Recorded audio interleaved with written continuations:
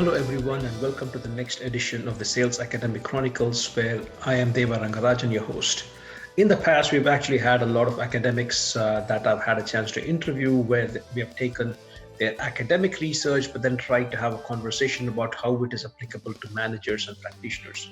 This time, the topic of today's conversation is actually research that I've recently done about how sales is changing due to digital transformation as well as the recent COVID pandemic as well. So this was an article that was accepted, but I actually had one of my colleagues from the University of Houston, Dr. Johannes Habel, who actually interviewed me on this research. So I hope that you find some interesting insights from the interview that we have, where it's a translation of my academic research into what it means for you as practitioners. Looking forward to your feedback. Hey everyone, I am here with my good friend Deva Rangarajan. Hey Deva. How are you, Johannes? Dr. Habel, is it? Dr. Habel. It is. Yes. Deva, you are very familiar with the University of Houston, is this Absolutely.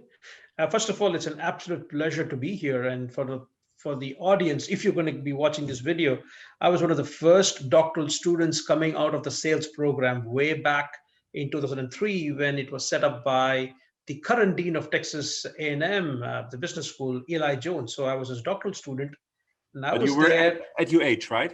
over at University of Houston. Yeah. So when they had the sales center, I was the first doctoral student coming out.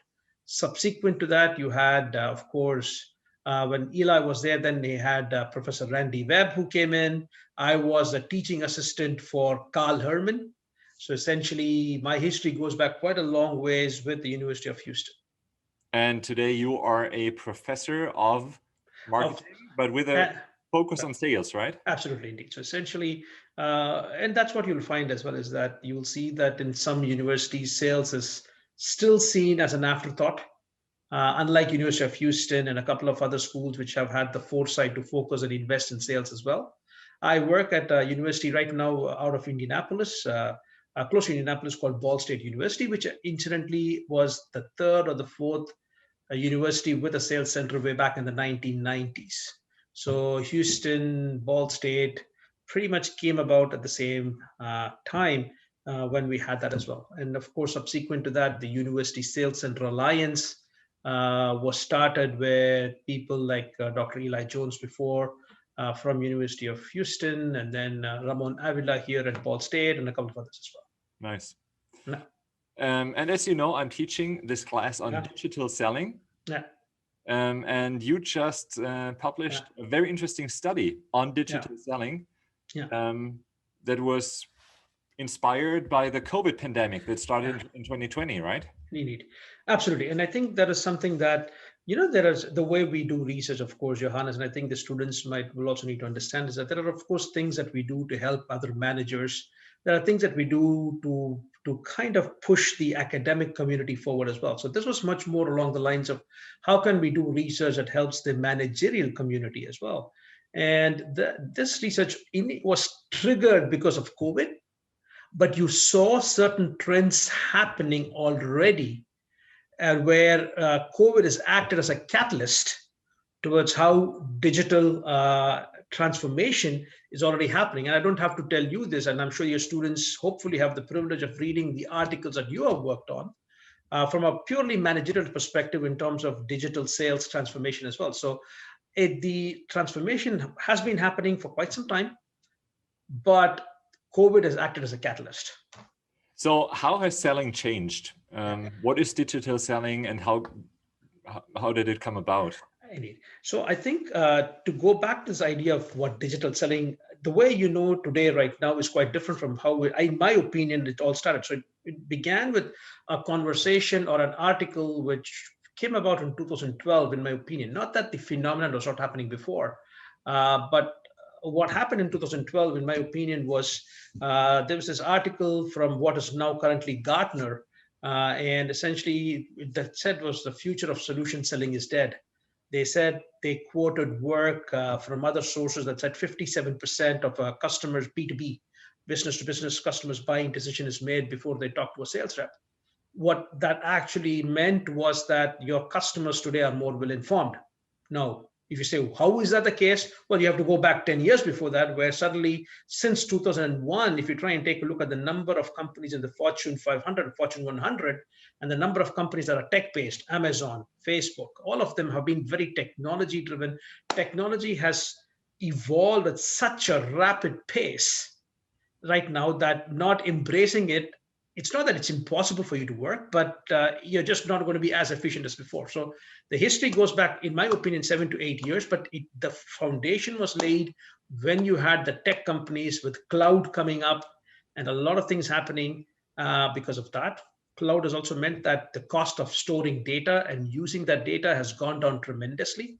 If I talk to some of the managers and I ask them how much it costs them to store data 7 years ago, as against using this on Amazon AWS or on cloud, the cost of storing data, the cost of doing a data analysis on it and then feeding it to the sales reps has gone down so much that the way forward is going to be digital. But of course, the companies, whether they embrace it is a different story. So 2012-13, in my opinion, is when it started really taking off.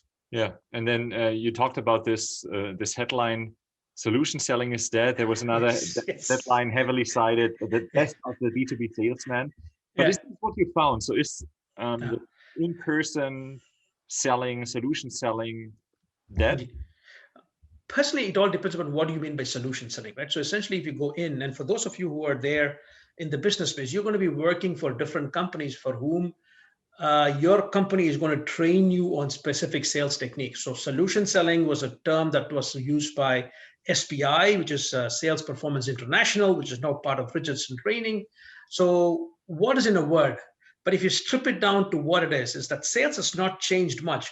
If a solution is an answer to the need of a customer, not much has changed for 200 years. If we are out there to help the customers and help them solve their problems. Now, the thing, of course, is how do I get to understand the needs? That is different. Now you can have multiple ways by which you can get to know about the needs of the customers, right? There's an app. Now I think it's detective.io. It used to be called Ask Charlie, where I can actually go in. If I have a subscription, I can put in Dr. Johannes Habel. And in one page, I'll get all the social media feeds of all the things that Dr. Habel has said to give me an idea about what kind of person Dr. Johannes Habel is, so that I can then tailor my message, as well as try to identify what are his likes, his dislikes. I can get to understand your needs better. So I think solution selling is dead is just a fancy word used to get the attention of people. But if you're truly in sales, you're always there helping your customers without losing track of helping yourself and your organization in the process. I think that's very interesting. I mean, in the program, we always say, no problem, no sale, right? Indeed. Very famously. And this psychology, why do people purchase something? Indeed. What do you have to do to be successful in sales? Yeah. The underlying mechanisms, they don't change. Just the methods that we use change, right? Absolutely, always. Because the fact is that technology has always been there. And I don't want to get meta stuff into all this, but the fact is that the first time we had fire, we felt what it means to actually have cooked meat rather than just eat raw meat. Now, do we want to go back to what we were doing before? The answer is absolutely not. So the question is, technology has always been there in terms of how it has transformed society and how we work. So of course, the internet was a big thing. Then the cloud was a big thing. Now AI is a big thing. Or is it artificial intelligence or augmented intelligence? That's a big word right now. So you see that is happening so much. When I was in sales, I would do cold calling. Now we have roles like inbound marketing, outbound marketing, lead gen that comes in. That lead gen is handed over to your BDRs. The BDRs then take it, then hand it over to AEs. Then of course AEs then take a look at it and then say, wait a minute, if this is a customer with more than 100 subscriptions, that's going to become an enterprise client. So for those of you in the class, if you're going to begin as a BDR, in fact, I have students who say, that's not what I want to do. But guess what? A lot of companies today say that you're not going to be in front of a customer before you've actually done your initial inside sales role. Yeah. And that inside sales role, Dr. Habel, again, has got to do with understanding the needs of the customers, albeit through social media, through technology, and by using new tools on sales engagement like SalesLoft, VanillaSoft. I'm dropping all these names, but these are ways and tools that you have or your companies have at your disposal. They make it available to you to make you be successful on the job. Yeah. You mentioned that the COVID pandemic served as a catalyst. Yeah. So what changed? How did selling change through the pandemic? So I think how long do you have? I think we can talk about this for hours, but I'll try to make it short. The most important thing that happened was, see, for the longest time, I'm not talking about BDR roles, but even in BDR roles, let me take a step back. So traditional salespeople have always, if you're there in a business to business sales, you mostly work from home offices. You're sitting there in your home office, essentially you use technology to connect with your customers, with your office. Periodically, you go into your home base and talk to your colleagues, talk to your managers and things like that. But you were always on the road. But one thing that was always there was you would be visiting your customers.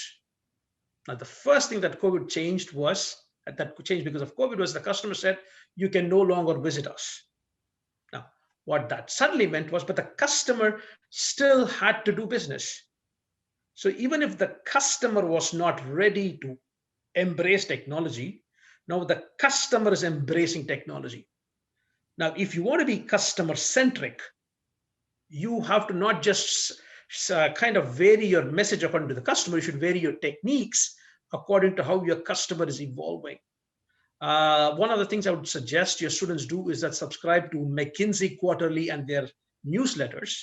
And essentially, periodically, they come back and tell you all the new things happening because of COVID. So what they talk about is 80% of B2B customers are considering moving towards online purchasing, e-commerce, EDI, all that kind of online purchasing, which again means that it has an impact on my sales organization in terms of what this means. So that's one aspect of how the customer is changing their behaviors. The customer is making it more complex because suddenly now the customer has more time. The customer is not commuting to work. So you are a salesperson, you have a call with the customer, not a face-to-face call, through Zoom, Teams, whatever it is. And instead of expecting one person in the customer's organization, the other people in the customer's organization now have more time. So suddenly you have a call with 4 or 5 different people.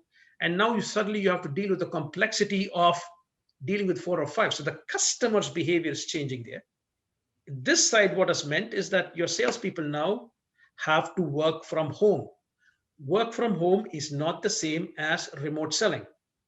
Work from home is suddenly where you cannot visit your customers, your spouse, significant other, your kids. Luckily for some of you who do not have kids, you do not know what it means to be working together with the kids screaming behind, but you suddenly are dealing with that. You could be dealing with talking to a customer and suddenly your bandwidth goes down because your spouse or your partner is using the same Zoom to work with their customers. So that is one aspect.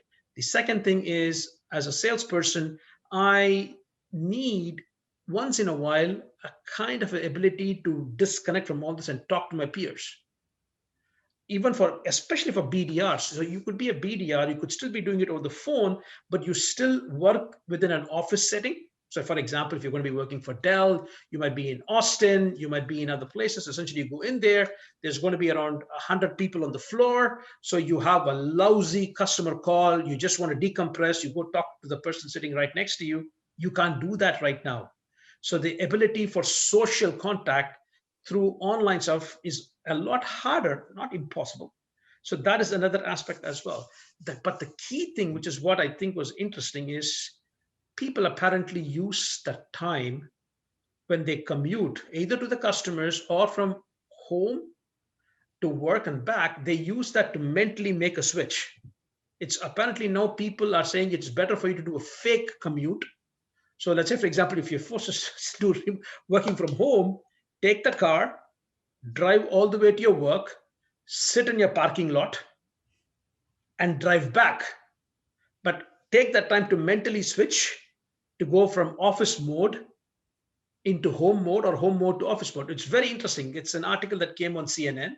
So there are so many, your customer is changing, you're changing, and your organization now suddenly saying, wait a minute, Now is the time to push across all these technology changes, because you're at home, you see the value of technology, but what they fail to forget is it's not that, it's how does this technology fit the task of the individual? Is the technology that I'm rolling out helping that individual be successful? Mhm. It's a long-winded answer, but I can go on for days about this. I can imagine, but that's Yeah. fascinating. Yeah. And then on a more operational level, what your article nicely showed is how every step of the sales funnel gets transformed, right? There's a Absolutely. pre-world before COVID, and suddenly COVID brought about changes that led companies to change everything they do along the sales funnel. Could you talk about that for a bit? So for example, for that, now typically, now we can always argue that companies that you're going to work with, I think one of the things that all of you should realize, if you get a chance, hopefully if Dr. Habel thinks it's worthwhile for you guys to read, we took a very generic framework of the typical step in a sales process. You go through lead generation, you go through lead qualification, then you go through identification of needs. I mean, you can go through it, right? Now, what I want to say is the fact that what's happened in the last 8 to 10 years, and COVID has just again accelerated it. But again, as I said, I want to tell you what's happening in the world. So there's research that says that 77% of B2B buyers do their homework first.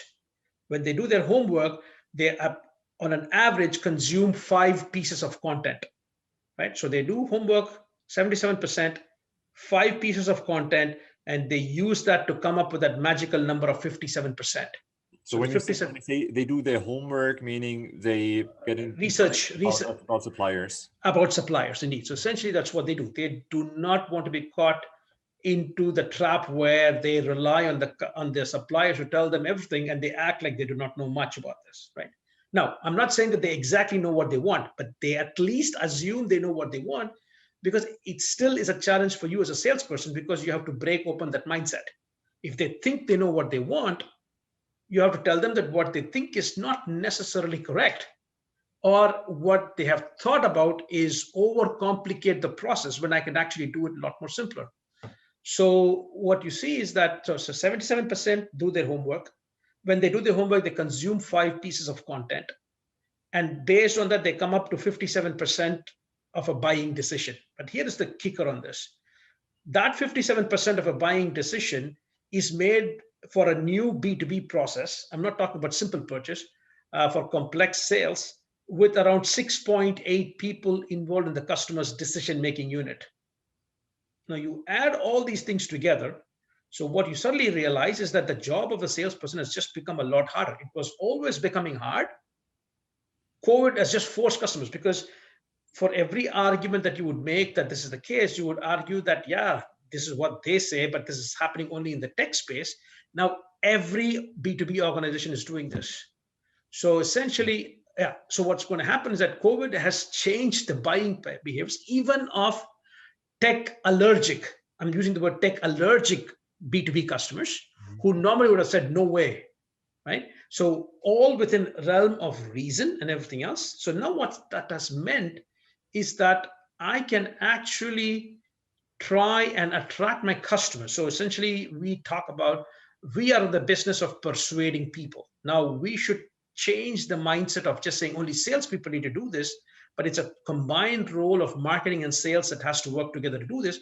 And typically you have, if you consider the job of convincing a customer as part of marketing and sales responsibility, there's always something that they've used in advertising, which is AIDA model, right? Awareness, interest, desire, and action.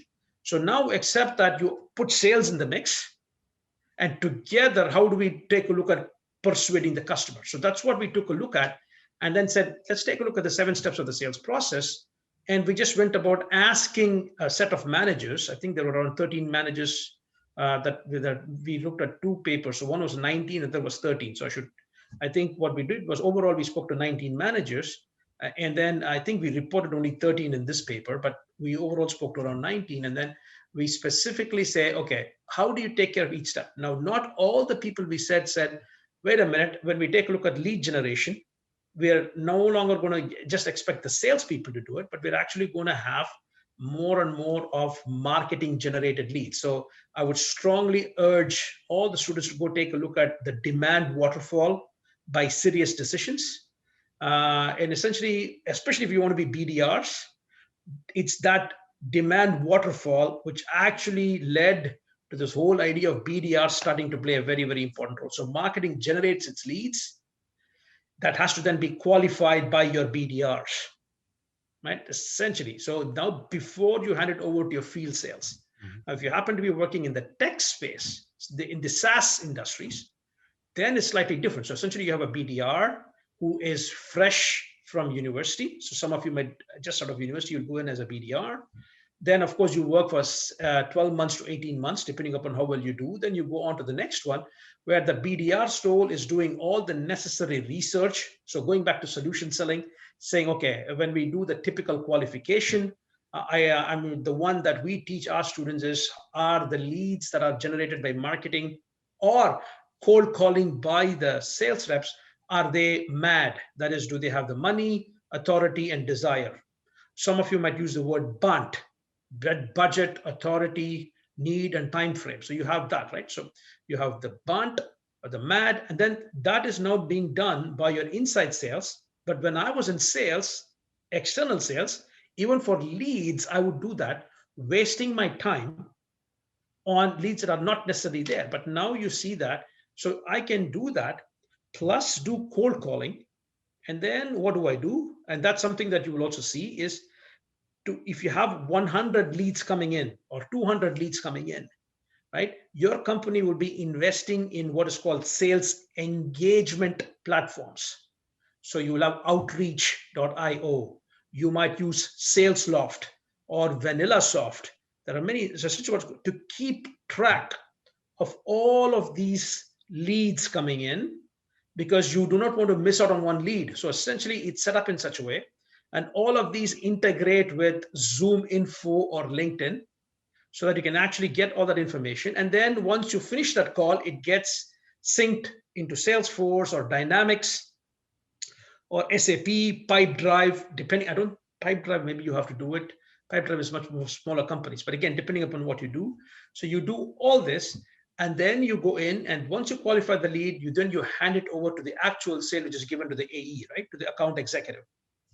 And then, of course, if it's a really big customer, it gets handed over to an enterprise sales rep who actually does this with really big customers. And then you'll also see that something that if I have the chance moving forward, something that I want to set up in our sales program here is a new job coming up called customer success. I think what you'll see increasingly is that in SaaS businesses, especially software as a service business, or any model where there's subscription-based services, you will need somebody to go back and handhold the customer through the transition process after the sales is made, handhold them through the process till the customer gets the value and renews the solution. So you see, all of that is happening. And so we try to say in each step, what are the different ways things are changing? So for example, when you do I just give you the example of the initial stage, but when we go through the sales process, remember I said 6.8 people. So now there are tools like sales enablement platforms coming in. So SalesHood is a company out of California. I personally like a company called Showpad. Dr. Habel and I have a history in Europe. So essentially, Showpad is a European organization, but it's also there in the US. The term is called sales enablement, and that is again something that you see to help your salespeople manage that as well. So there are so many things happening in every stage, and what you'll see is that not every company does everything. So different companies are in piecewise. So in my opinion, you don't have any company that does everything well. They're all going through this process, but everybody is talking about it now. By the way, not only have you published this article about how sales is becoming more and more digital through COVID, through the pandemic, but you also recently published a seminal article on sales enablement. Could you maybe say a couple of words about sales enablement? What is it? What is the hype all about? Because you hear this term sales enablement everywhere these days. So for your students, again, I think you need to take a look at sales enablement as something that is a buzzword right now. It's something that has caught up because of this platform-based services. because of all the things that I said. Sales has become more complex. There are more people involved in the customer's decision-making unit. But when it all started out, the purpose of sales enablement was the following, right? My customer today is more knowledgeable than ever. It all started, in my opinion, right, with that statement of 57% of a customer's buying decision is made before they talk to a sales rep. So what it meant suddenly was marketing has to play a very important role, because obviously the customer is informing themselves before they talk to a sales rep. So one of two things. I need a marketing organization to create collateral or content that can be used to trigger the interest of my customers. But then brochures that I would carry to go give it to my customers, I would literally be looking at brochures which would be outdated. For those of you, I began my work, believe it or not, for a German pump manufacturing company, which is also where one of the most prominent sales academics also worked, Christian Homburg, for KSB pumps. I used to work for KSB pumps. So essentially there, and we used to carry brochures, which is outdated. And then, of course, now you see that on your website, if let's say we didn't have websites then, but now you have websites which are very flashy, that your salesperson goes with an outdated brochure, which is not saying the same thing as what your website is saying. So essentially, they said, we need to be looking at this because your customers are becoming more and more knowledgeable. So we need to have these fancy digital brochures. And then, of course, if you take a look at any sales enablement platform company, they will say there are 6.8 people in the customer's decision-making unit. So which means the needs of a user, the needs of an influencer, the needs of a gatekeeper are all going to be different. So you need to have different kind of content tailor-made. So that's what's called persona-driven marketing for every individual. So marketing went overboard in coming up with this content, but then they needed a platform that would actually be in the hands of the salespeople. And along came this wonderful invention of the iPad. It was 2007, 2009, but now I could actually have something on the App Store that is out there. So essentially you had these people taking their iPads with them and having these kind of multiple conversations. So initially sales enablement was actually a marketing pushing tool where all the marketing collateral could be pushed to the sales organization so that the sales organization now have cutting edge content in their hands. So basically, in the old days, we would have said a content management system, right? It still is, but there are more futuristic developments in the sales and absolutely, right? So you're absolutely. In fact, content management system is still important today because you need to have a repository where you have all the content. But so, for example, we are now looking into a company where essentially, the platform uses Showpad. The company that we're talking to is a company that sells around $500,000 printing machines, right? So essentially sales cycle times of 6 months or more, right? So the sales rep goes in, talks to around 3 or 4 people in the customer's organization. And essentially right now, we can actually go in. They've given us access to take a look at their Salesforce data platform. We can actually go in and we can actually see which salesperson is using the sales enablement platform. Are they creating content customized per member of the decision-making unit per customer? Is the customer opening the content? And eventually, can we make that link to seeing whether that has an impact on reducing the sales cycle time? It's called sales velocity, right?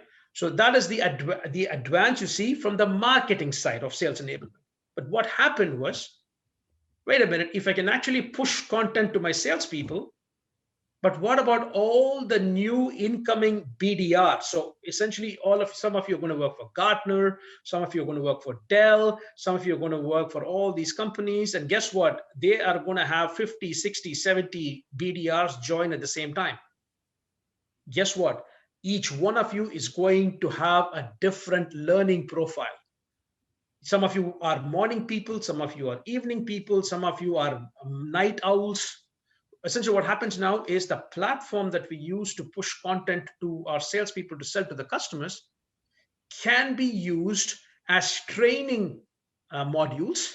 So suddenly, the term got added on, which is called onboarding. How do I onboard my new employees to become very, very fast in terms of hitting the ground running. So they would have, wait a minute, so it went from a marketing tool to help salespeople. Now suddenly people in learning and development, which is a separate function within an organization aimed at bringing our salespeople up to speed fast, or HR now suddenly saying, wait a minute, we need to do this. And essentially then they come up with, depending upon the kind of industry, they come up with onboarding plans. So within 30 days, this is what you need to achieve. So you need to watch so many videos, you need to take so many tests before then you can go to the next. You get 30, 60, 90 days. So you have that happening.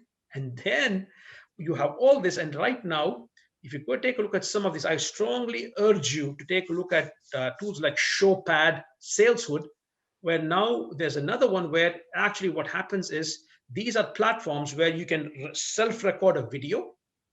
So I could say, hey, I'm going to be visiting, or you could be an SDR. So essentially, what am I going to do? So typically what's going to happen is that when you're going to be preparing for your first call with your customer, you need to have something called as a call plan. What is a call plan? Who am I going to be calling? What company are they working for? What industry are they in? What kind of questions should I ask them? What should a good call look like? You need to have this preparation.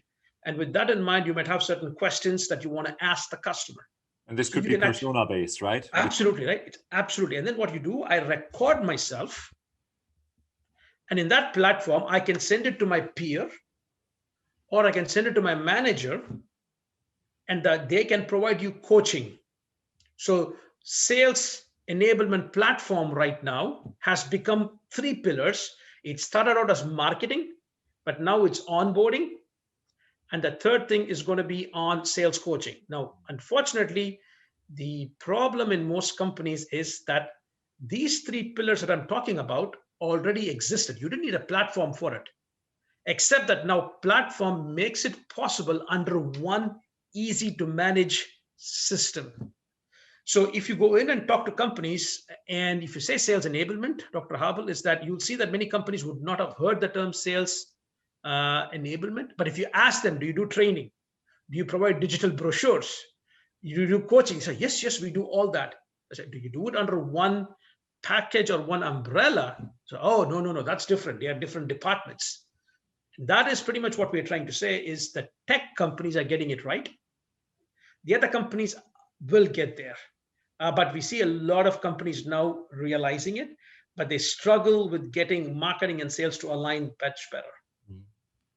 So a lot of developments in terms of digital selling. And as you said, the pandemic was kind of a catalyst for all of this. So what does the future hold? Let's think a couple of years ahead. A couple of years. Where are we heading?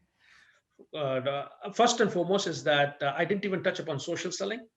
And that's something that I didn't even talk about. Actually, I have a managerial paper with 2 of University of Houston professors, Betsy Gelb and Dr. Avi Van de Veer. So essentially, she's also one of the faculty. We had a paper on personal branding. And essentially, one of the things that you will see happening as well is that a couple of companies that we're talking to when we interviewed for this research were actually coming to the idea that the future of sales is going to be hybrid sales as in salespeople who have to be comfortable in video messaging and talking through Zoom, and also recording short videos and putting it on LinkedIn and social media to build their own reputation as a thought leader, so that they become a lot more visible. So essentially, not every salesperson is comfortable with it.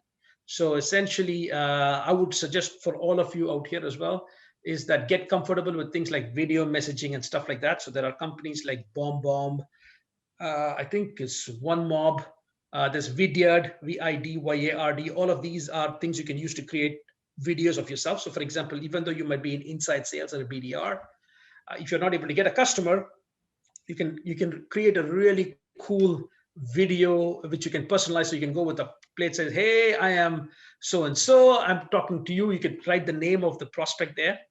I just want the 20 seconds of your time to talk to you about this. So video messaging is there.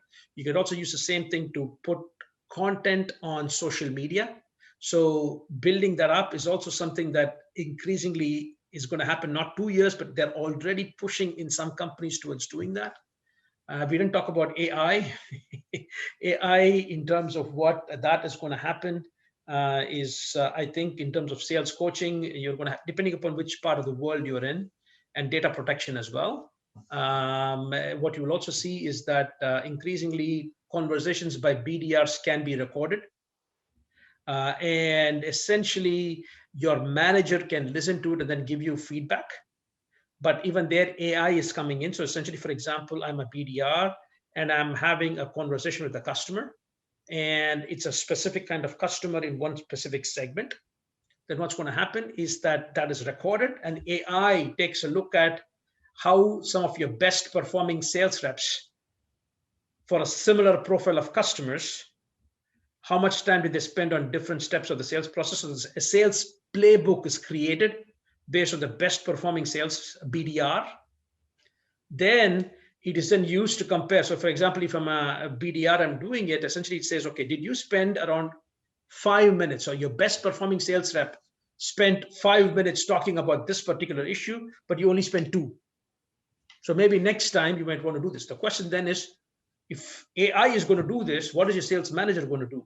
Which is again a big question moving forward. I think a lot of things are changing, but I think this move towards what can I say is, first of all, salespeople have to become digitally savvy. It is not a problem for your students right now, but it's more for people my age, because I think I belong to an age category, 1 or 2 age categories beyond Dr. Habel as well. So which means that it's going to be much more for people my age and a little bit higher in terms of how to deal with it.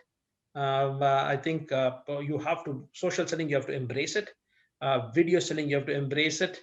You will have to definitely harness the power of social media as best as you can, and how to deal with it. AI is going to come and here to stay, whether you like it or not. Increasingly, your job is going to require you to be much more ambidextrous. What is ambidextrous is that you cannot just say, I'm just going to do this. You should be very, very flexible in some of the things that you have. If you're a salesperson, you should start thinking like a marketeer. You should not just say that I'm going to live sale by sale. You should say, how can I strategically leverage what I'm doing? I think if you don't do that, if you're just doing mundane tasks, technology can replace you very fast. That's my thoughts on this. Mm. But by and large, you would say sales and the sales job is not dead. I think you would see different things. For example, you'll see people going into kinds of creating marketing content. So for example, you see now there are specific, I've never heard these functions like marketing operations, right? What does marketing operations do? They do demand gen, which is demand generation, except that they're not in front of a customer, but they're using knowledge from sales into creating these kind of campaigns. So there's marketing operations. Within sales, there's BDRs, there's AEs, there's going to be the account reps, and then you're also going to have much more of customer success. So essentially, people saying, "Hey, we were not doing that, but we made the sale. Even if AI made the sale, we still have to ensure that we're delivering on that promise." So you're going to have customer success, which I think at one point in time is the 3rd or 4th most cited job on LinkedIn. So essentially, customer success is what we call another frontline role. I think even a little higher than the BDR role. BDR is still top 10, but customer success is even a little higher. It pays a lot more too. But a BDR, you'll make more in variable pay. A customer success, you'll not make it. It's more like a fixed salary kind of stuff. Of course, depending upon the kind of business and whether CSMs, customer success managers, should be quota carrying is the next step that you need to be looking at. And that's what we see when we talk to some companies. They're experimenting with it. But I think that's pretty much what it is. And I'm sure that if you take a look at the salaries that you get for customer success, only the salaries, because if you factor in the variable pay for BDRs and what they can earn afterwards, that's slightly different. But you as a salesperson, sometimes you need to have a thick skin, right? Any kind of role where we are facing a customer, a little bit of thick skin helps, because you're not always going to have happy customers. But in sales specifically, initially, you have to have a thick skin to realize that the customer is not refusing you, but they're actually saying no to the offer that you have or the company that you represent. But if you like the job of sales, but you don't have a thick skin, customer success is a pretty nice way of helping your customers, helping your organization and doing things. And they are not incentivized because firms want their customer success managers to not chase the money, but make customers happy, right? Indeed, absolutely. So essentially, you'll hear the term customer advocacy, and customer advocacy, people usually think of your customers saying positive things about you. But customer advocacy, what we refer to is somebody within your organization who takes the side of the customer, right? So essentially, that's what you are looking at, and that's what we have. But Dr. Habel, what we see is that you see a lot of companies now actually saying, my salespeople find it very, very hard to get cold calls. But if I already have a customer success in who is listening to the customers, is understanding the issues that they have, and they've earned the trust of people within the customer's organization, why should we not give them an incentive to carry? But by the way, it's just not for customer success. For those of you who will be working for organizations not in the tech space, but in more traditional companies, you might not have a customer success, but you will have a customer service role. And getting your customer service people to actually get quota and ask for business is the next thing that you will see, that one of your professors, Professor Mike Ahern, has worked about it in the past as well. So you see that there's a lot of things that you have happening out there in terms of building relationships and how we do it, and how we, at the end of the day, it is about a buying organization and a selling organization, right? The question is, all the people involved in it at some way or the other are helping the other company. So if we can see it from that perspective and work in that way as a commercial, that's why I think 7-8 years ago, I would always say it's not a marketing or a sales or a service organization, it's a commercial organization, because we are all in commerce. But I'm just one person making a lot of noise. That's just it. So that's the way it is. But I think it's going to be very interesting times, especially for us faculty as well, in terms of how do we adapt according to these new jobs, new ways of working coming up as well. Yeah. Thank you so much, Deva. This was very insightful, and I'll talk to you soon. Thank you so much, and good luck with everything.